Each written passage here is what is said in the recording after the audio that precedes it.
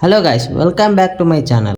ಇತ್ತೀಚೆಗಷ್ಟೇ ಡಾರ್ಲಿಂಗ್ ಕೃಷ್ಣ ಅವರು ಫ್ಯಾಮಿಲಿ ಕೋರ್ಟ್ನಲ್ಲಿ ಮುಖಕ್ಕೆ ಮಾಸ್ಕ್ ಧರಿಸಿಕೊಂಡು ಓಡಾಡುತ್ತಿರುವ ಫೋಟೋಗಳು ಸೋಷಿಯಲ್ ಮೀಡಿಯಾದಲ್ಲಿ ತುಂಬಾ ವೈರಲ್ ಆಗುತ್ತಿವೆ. ಈ ಫೋಟೋಗಳನ್ನು ನೋಡಿದ ಕೆಲವೊಂದಿಷ್ಟು ಜನ ಮಿಲನಾ ನಾಗರಾಜ್ ಹಾಗೂ ಡಾರ್ಲಿಂಗ್ ಕೃಷ್ಣ ಅವರು ವಿಚ್ಛೇದನಕ್ಕೆ ಅರ್ಜಿ ಸಲ್ಲಿಸಿದ್ದಾರೆ ಎಂದು ಸೋಷಿಯಲ್ ಮೀಡಿಯಾದಲ್ಲಿ ಹೇಳಿಕೊಳ್ಳುತ್ತಿದ್ದಾರೆ. ಆದರೆ ನಿಜವಾಗಲೂ ಡಾರ್ಲಿಂಗ್ ಕೃಷ್ಣ ಅವರು ಫ್ಯಾಮಿಲಿ ಕೋರ್ಟ್ನಲ್ಲಿ ಓಡಾಡುತ್ತಿರುವುದು ಏಕೆ ಎಂದು ಈ ವಿಡಿಯೋದಲ್ಲಿ ತಿಳಿದುಕೊಳ್ಳೋಣ ಬನ್ನಿ. ನೀವು ನಮ್ಮ ಚಾನಲ್ಗೆ ಹೊಸಬರಾಗಿದ್ದಲ್ಲಿ ನಮ್ಮ ಚಾನಲ್ಗೆ ಸಬ್ಸ್ಕ್ರೈಬ್ ಮಾಡಿ ಹಾಗೂ ಈ ವಿಡಿಯೋಗೆ ಒಂದು ಲೈಕ್ ಮಾಡಿ. ಡಾರ್ಲಿಂಗ್ ಕೃಷ್ಣ ಹಾಗೂ ಮಿಲನಾ ನಾಗರಾಜ್ ಇಬ್ಬರು ಪರಸ್ಪರ ಪ್ರೀತಿಸಿ ಮದುವೆಯಾದವರು. ಹೌದು, ಇವರಿಬ್ಬರೂ ಸೇರಿ ಲವ್ ಮಾಕ್ಟೇಲ್ ಎಂಬ ಚಿತ್ರದಲ್ಲಿ ನಟಿಸಿದ್ದರು. ಈ ಚಿತ್ರ ಬಹುದೊಡ್ಡ ಯಶಸ್ಸನ್ನು ಗಳಿಸಿತ್ತು. 2020ರಲ್ಲಿ ಲವ್ ಮಾಕ್ಟೇಲ್ ಚಿತ್ರ ಯಶಸ್ವಿಯಾಗಿ ಪ್ರದರ್ಶನ ಕಂಡಿತ್ತು.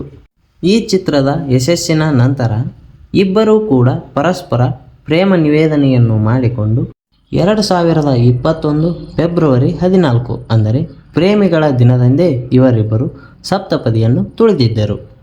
ಮದುವೆಯಾದ ನಂತರವೂ ಈ ಜೋಡಿ ಸುಮಾರು ಸಿನಿಮಾಗಳಲ್ಲಿ ಒಟ್ಟಾಗಿ ಕಾಣಿಸಿಕೊಂಡಿದ್ದಾರೆ.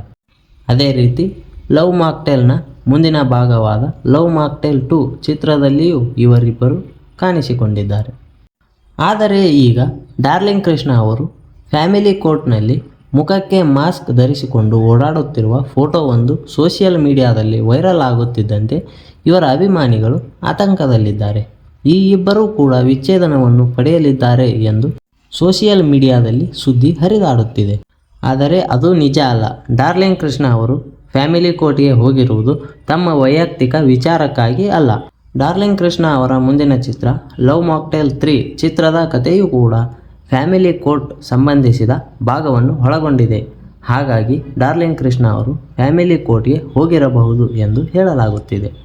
ಸಿನಿಮಾದ ಕಾರಣಕ್ಕಾಗಿ ಡಾರ್ಲಿಂಗ್ ಕೃಷ್ಣ ಅವರು ಫ್ಯಾಮಿಲಿ ಕೋರ್ಟ್ಗೆ ಹೋಗಿರಬಹುದು. ಆದರೆ ಅವರ ಫ್ಯಾಮಿಲಿಯಲ್ಲಿ ಯಾವುದೇ ತೆರನಾದ ದಾಂಪತ್ಯ ಜೀವನದ ಸಮಸ್ಯೆಗಳು ಇಲ್ಲ ಎಂದು ಹೇಳಲಾಗುತ್ತಿದೆ. ಹೌದು, ಈಗ ಡಾರ್ಲಿಂಗ್ ಕೃಷ್ಣ ಹಾಗೂ ಮಿಲನಾ ನಾಗರಾಜ್ ಇಬ್ಬರೂ ಸೇರಿಕೊಂಡೇ ಲವ್ ಮಾಕ್ಟೇಲ್ 3 ಸಿನಿಮಾ ಕೆಲಸದಲ್ಲಿ ತೊಡಗಿದ್ದಾರೆ.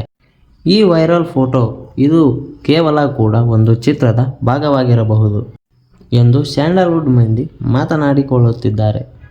ಈ ಮಾಹಿತಿ ನಿಮಗೆ ಇಷ್ಟವಾಗಿದ್ದಲ್ಲಿ ಈ ವಿಡಿಯೋಗೆ ಒಂದು ಲೈಕ್ ಮಾಡಿ. ಧನ್ಯವಾದಗಳು.